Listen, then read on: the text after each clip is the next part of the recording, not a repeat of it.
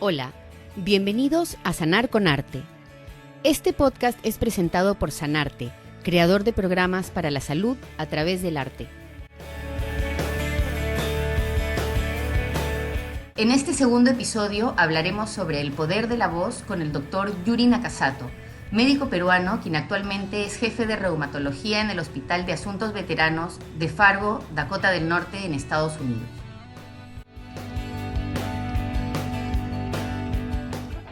Formado en medicina interna, geriatría y reumatología, ha sido ganador del premio de liderazgo Bush Fellowship de 2016 por su proceso de medicina eficiente y su interés en la optimización, estandarización y el uso de la inteligencia artificial aplicados a la asistencia sanitaria. Es conocido por su trato personal y su voz tranquilizadora. Le llaman el médico que canta y se especializa en cantar al estilo de Sinatra para sus pacientes. Bienvenido, doctor Nakasato. Muchas gracias, Sandra, por la invitación a Sanarte. Estoy muy contento de estar aquí. Nos gustaría empezar la conversación preguntándole sobre su experiencia personal con la música. Cuéntenos, por favor, cómo nace en usted el interés por el canto. ¿Cómo fue su acercamiento al canto? Les estoy hablando desde Dakota del Norte, en Estados Unidos, donde trabajo. Básicamente fue por el interés que tenía en la eficiencia, en tratar de optimizar mejor las cosas en medicina para dar un mejor trato al paciente, para que el paciente tenga todo lo que necesita en el tiempo adecuado. Porque eficiencia es hacer más cosas en menos tiempo, ahorrando siempre un recurso, ¿no? Entonces me puse a pensar que todo eso siempre requería el lado izquierdo del cerebro y el lado derecho del cerebro como que no estaba usado, ¿no? Como que daba la impresión de por qué tenemos dos cerebros, el izquierdo y el derecho, y por qué tendemos a usar uno más que el otro. Los artistas tienden a usar más el lado derecho y los científicos tienden a usar más el lado izquierdo. Conforme pasaban los años y conforme iba avanzando en mis estudios, básicamente cuando estaba en Boston, en Harvard, me di cuenta que todos los cursos eran cerebro izquierdo, analíticos, estudiar datos, y era un poco como que no tenía un alma, ¿no? No tenía el lado humano se perdía. Entonces fue en esos momentos cuando decidí a buscar en arte si había algo que podría incentivar el cerebro derecho y usarlo, ¿no? Como dije, sentía que solamente la mitad de mi cerebro estaba usada. Entonces dije, bueno, empezaré a cantar y a ver qué pasa, ¿no? Cantando. Pero así como hay clases de instrumentos como guitarra, piano, dije, de repente hay clases de voz. Y busqué una academia en Boston y me preguntaron, ¿no? ¿Y usted por qué? Si usted es doctor, ¿por qué quiere? O sea, como que era raro, ¿no? ¿Por qué usted quiere aprender canto?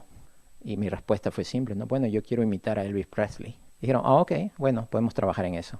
Y eso era lo único que entendía de canto. No quería hacerlo algo entretenido. Pero no tenía idea qué significaba cantar. Lo máximo que hacía era de karaoke, ¿no? Entonces empecé a llevar clases y me di cuenta que era una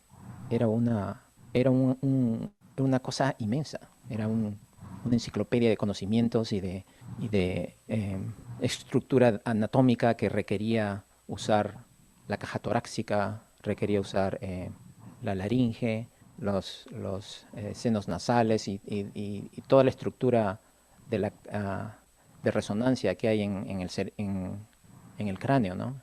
En la cabeza. Entonces empecé a llevar clases así como parte del entretenimiento, ¿no?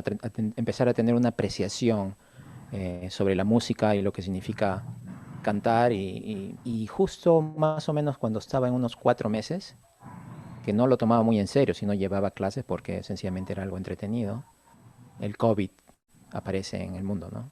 Y cambia el mundo, todo cambia, ¿no?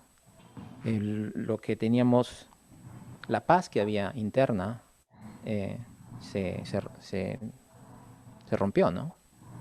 Ya no había esa tranquilidad que teníamos de las rutinas, de las cosas que hacíamos, de salir a la calle con los amigos. Todo eso se fue. No había amigos, no había las clínicas se cerraron y todo el mundo se aisló. ¿Qué beneficios se encuentra en el canto para sus pacientes? Es más en teoría, ¿no? Porque en general hay programas en Estados Unidos que tienen terapia musical, ¿no? Em, no lo tenemos en el hospital acá de veteranos, pero los usan mucho en otros programas para mejorar la capacidad respiratoria. Pero más sería una manera, por ejemplo, una de las ideas que tengo es, me gustaría, pero ahorita estamos en COVID todavía, o sea, no es que uno puede ir a cantar. En tiempos de COVID no se puede hacer eso por la super infección, ¿no? Que ocurre. Entonces yo no puedo ir a cantar a los pacientes durante COVID. Pero espero que en el futuro hay muchos pacientes que están hospitalizados, que son veteranos, ¿no? Que son pacientes de edad, que están tristes, que están solos, que están en el hospital, ¿no? Sería, inclusive estamos hablando de la casa de reposo también, o de adultos, que uno puede ir y cantarles. Cantarles y exponerlos a música y a algo bonito, ¿no? Como una cosa voluntaria que los ayude a sentirse que están acompañados. Es una cosa que es simple, que es simple obviamente cuando uno lo planea bien, ¿no? Y que si muchos de los médicos adoptaran de alguna manera, o pueden inclusive tocar guitarra o tocar el violín, cualquier cosa musical, que la puedan llevar de alguna manera a pacientes que están solos, que están deprimidos, o a niños que están fuera de sus hogares, sería una cosa ideal, ¿no? Sería una cosa ideal, es una cosa que es posible hacerla y que no es cara hacerla. Y obviamente los beneficios musicales han sido ya expuestos en otras charlas, ¿no? Sobre el doctor Martín Gavide ha hablado sobre eso, eh, cómo la música puede al paciente con demencia recordar cosas, o al paciente con Parkinson caminar, o al paciente tartamudo hablar, y cómo el cantar puede tener un efecto más en salud mental sería, porque es algo que no está la gente no está muy consciente de que la salud mental es una cosa importantísima y que está ahora más que nunca por el COVID, ¿no? Ha afectado mucho a toda la población mundial. Entonces es importante usar terapias de arte para poder ayudar a ese problema de una manera que no sea muy cara, ¿no? Más eficiente.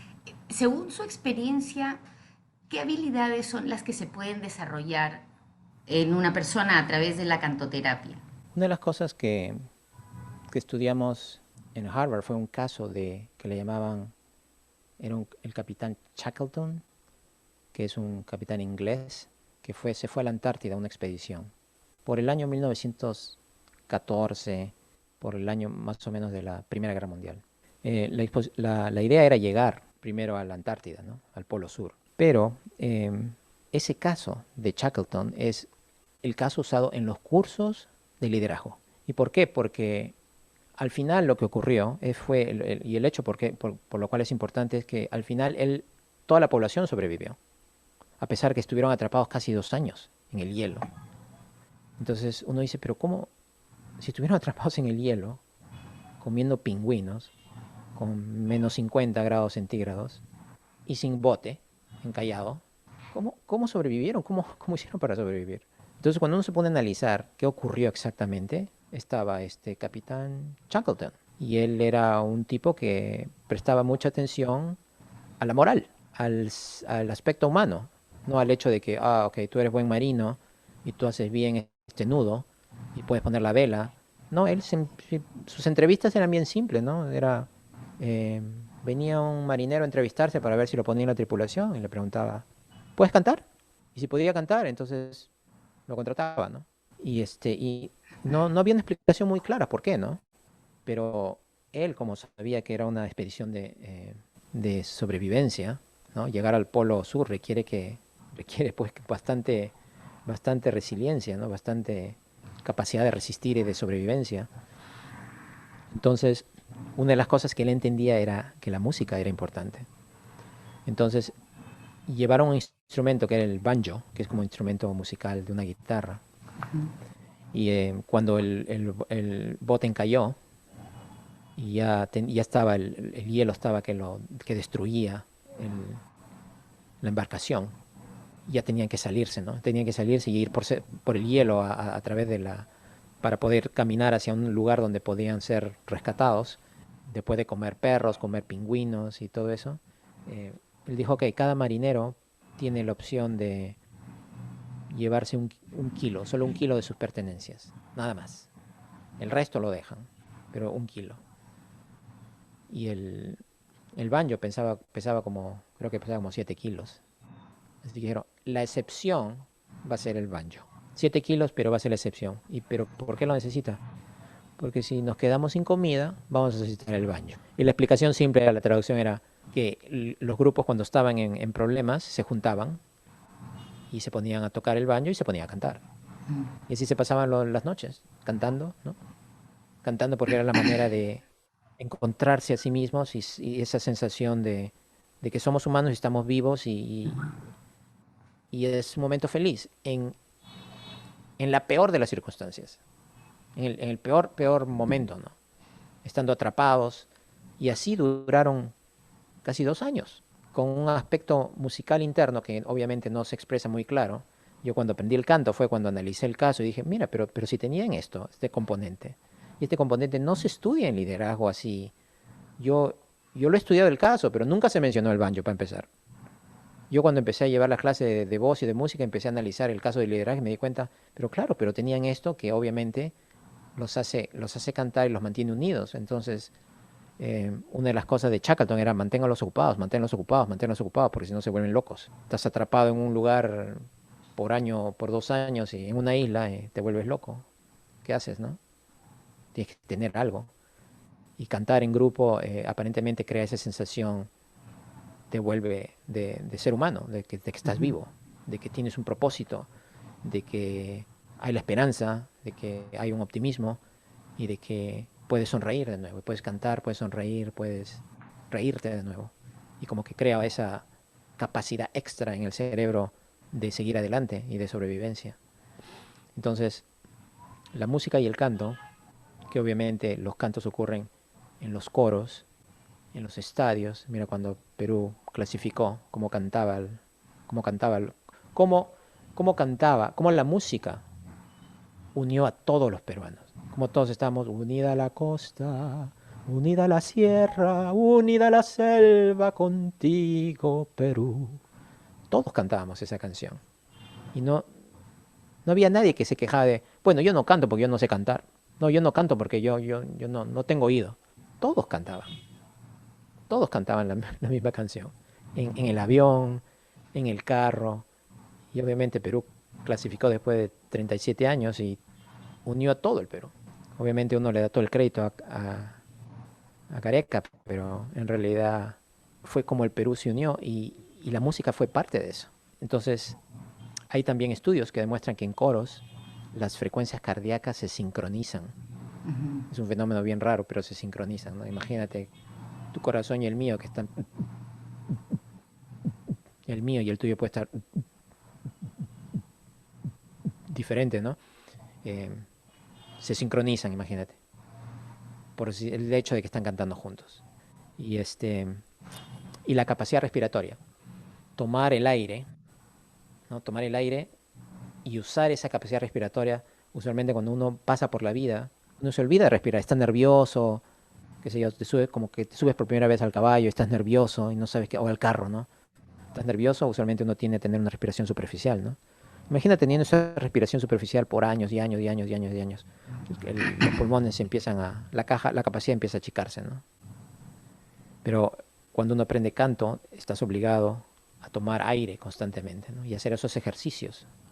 Uno cree que canto es sencillamente cantar, pero 90% de las clases es tomar aire y tratar de producir ese sonido, ¿no? Tomar aire y tratar de mantener ese sonido en esa nota. Entonces, ese ejercicio de capacidad respiratoria es lo que eh, tiene muchos beneficios, ¿no? Para la respiración en general. Ya, la última pregunta, si nos podía describir el efecto terapéutico emocional de la música y el canto. eh, Bueno, más es la idea mía me gustaría hacer eso, ¿no? Cantar a los pacientes, porque como digo, en época de COVID, no podemos hacer eso. pero hay actividades en las cuales uno como voluntario se puede ir y cantar, poner el equipo, obviamente cuando ya todo esté libre de COVID, ¿no? Que son como ideas, ¿no? Uno tiene ideas de qué es lo que va a hacer en el futuro y cómo lo puede hacer. Y esas son las ideas que tengo ahora. Eso sería la forma simple de visualizar cómo uno le canta directamente a los pacientes. Pero, mientras tanto, los efectos, como digo, que pueden ocurrir secundarios, que son inesperados, que puede ocurrir con cualquier trabajador de la salud, es que cuando uno se tranquiliza, es como el salvavidas, ¿no? El salvavidas primero tiene que estar en forma, tiene que estar tranquilo para poder salvar vidas. Si el salvavidas está estresado, está con ansiedad o tiene muchos otros problemas mentales, entonces las probabilidades de que el paciente perciba todo eso son muy altas y probablemente no ocurra una buena interacción o no ocurra el efecto terapéutico adecuado. Entonces, la transformación que solo puedo decir que es más personal me ha dado la capacidad primero de, por ejemplo, regular mi voz. No es que yo vomito una serie de palabras para impresionar todos los datos que sé sobre la enfermedad, sino es sencillamente hablar lo que el paciente, a la velocidad en la cual el paciente puede entender, y eso es como el cantar. Cuando uno canta, las frases son bien cortas, ¿no? A veces son I love you, I love you, I love you, I love you. Es solo eso, ¿no? Igual ocurre cuando uno habla y expresa y se comunica. Dice pocas palabras, pero son las palabras adecuadas. Y las palabras tienen que ser bien escogidas, obviamente, y tienen que seguir la frecuencia emocional del paciente. Entonces los efectos secundarios que pueden ocurrir en los trabajadores de salud es que se vuelven mejores comunicadores, escuchan mejor. Muchos de los pacientes se quejan de los que los médicos no escuchan, ellos hablan de sus cosas y los médicos no están apurados no hay contacto visual, están escribiendo, no están haciendo esto, están revisando. Obviamente ellos están estresados haciendo sus cosas, pero es el aspecto humano, que brindando el ejemplo de traer el niño, ¿no? O la niña de uno mismo, es el aspecto humano que es muy necesario ahora en la medicina moderna, ¿no? Y hablamos, por ejemplo, de medicina artificial y todas las computadoras, todo eso, pero el aspecto humano que es la real conexión emocional entre el paciente y el médico, eso sagrado que puede ser terapéutica en un 50% de los problemas, obviamente no de todos los problemas, pero así sea un paciente terminal, si uno tiene la capacidad de escuchar y la capacidad de comunicar y de establecer ese balance del paciente entre oxitocina, dopamina, adrenalina, eso puede tener si hay alguna manera de medirlo, obviamente, porque ahora no se mide, no sé, la forma como la medicina opera no miden ese aspecto, solamente miden satisfacción, por ejemplo, que es una forma indirecta, pero si es que el canto o el arte en general estimula a que el médico recupere el lado derecho del cerebro y pueda manifestar esa compasión y esa conexión emocional de nuevo con los pacientes, que ocurra a nivel general, eso sería ideal. Muchísimas gracias, doctor Nakasato, por su tiempo para esta entrevista y por compartir esta valiosísima información. Gracias. Gracias a usted.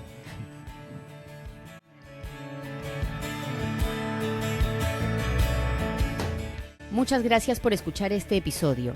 Esperamos que les haya gustado y lo compartan con su familia y amigos. Nos encuentran en Facebook como @arteparasalud y en Instagram como @sanarte_perú. Cuídense mucho y hasta pronto.